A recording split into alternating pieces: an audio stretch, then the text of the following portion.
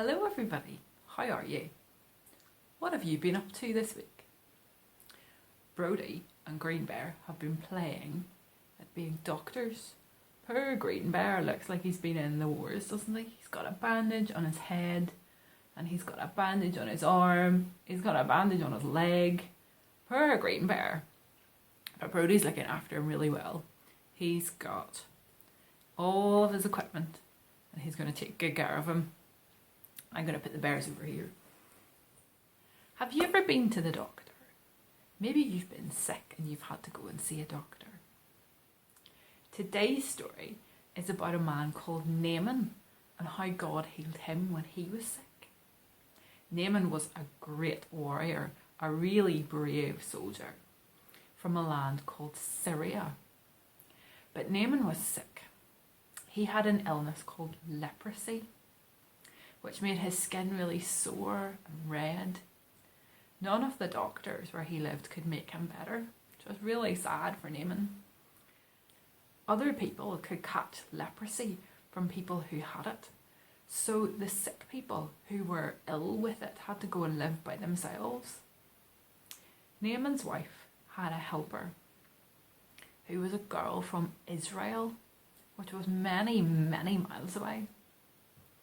She told his wife about a prophet called Elisha.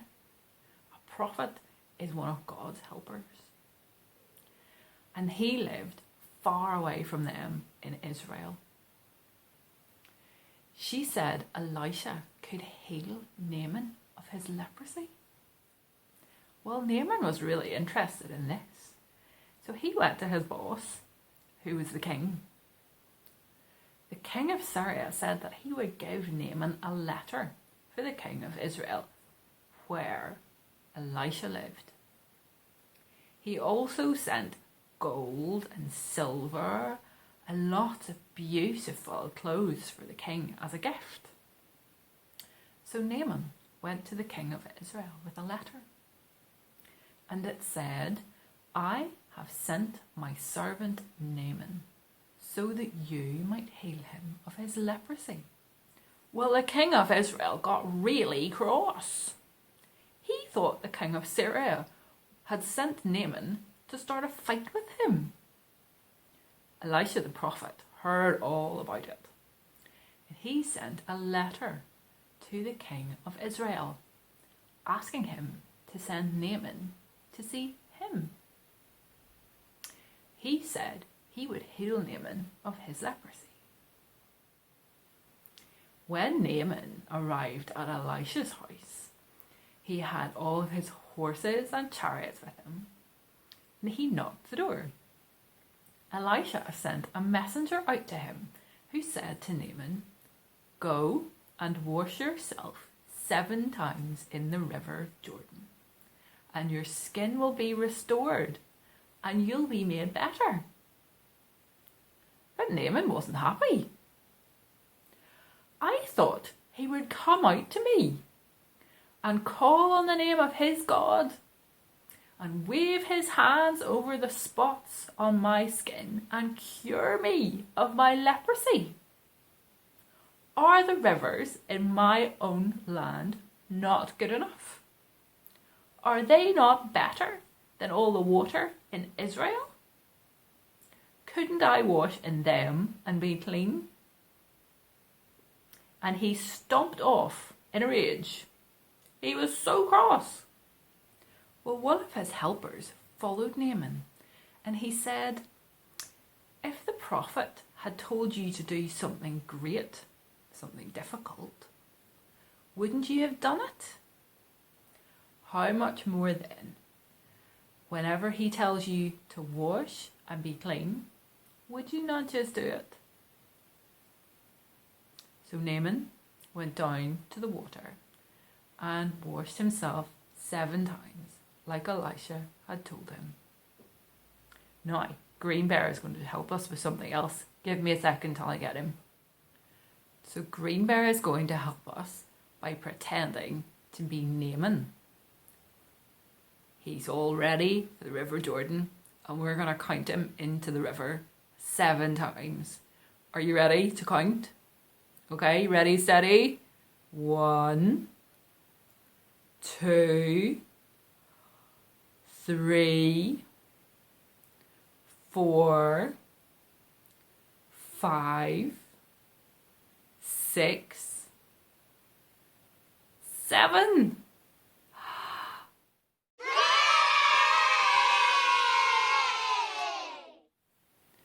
When he came up the 7th time, Elisha's skin was clean, and all of his leprosy had gone. Then Naaman and all of his helpers went back to Elisha. He stood before him and said, "Now I know that the God of Israel is the one true God." And Elisha sent him back to Syria, saying, "Go in peace." God restored Naaman's health through Elisha and restored his heart too. We're going to be talking about lots of different ways that God restored things. That means he fixed them, or he made them better, or he made them, put them back together and made them complete again. And we're going to hear a few stories about that over the next few weeks. Now, we have a really special reader this week reading us our next story. Her name is Ellen, and she has a super story for us about being shy.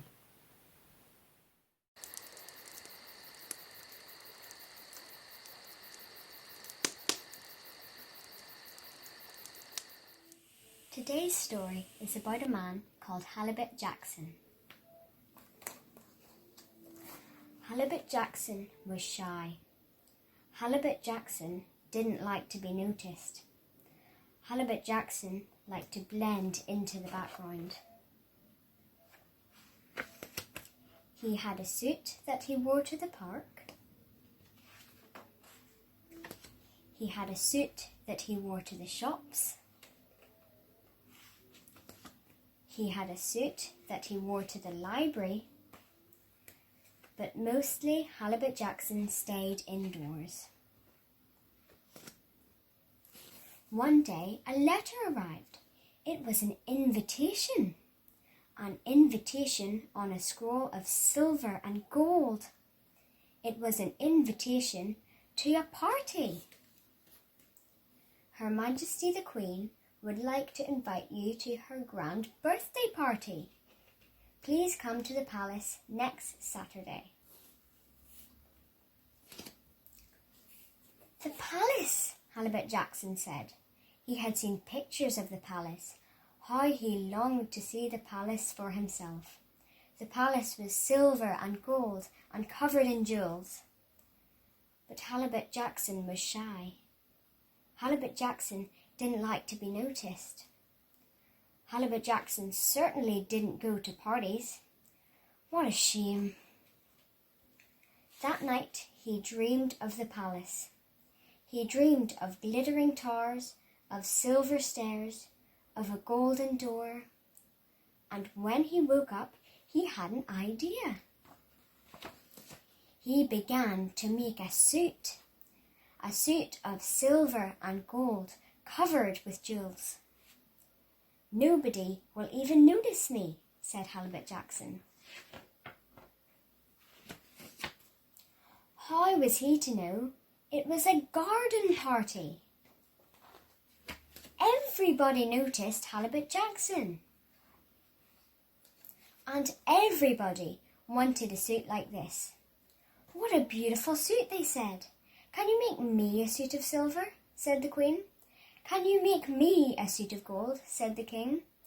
"I will do my best," said Halibut Jackson. And so Halibut Jackson made a suit for the Queen and a suit for the King. Halibut Jackson made suits for everybody. Before long, Halibut Jackson had opened a shop selling all kinds of clothes, every kind of suit and hat he could think of. In big gold letters, a sign said, "Halibut Jackson." Now Halibut Jackson had friends. Now Halibut Jackson had plenty to do. and although he was still a little shy, it seemed not to matter so very much at all. That is the end of our story.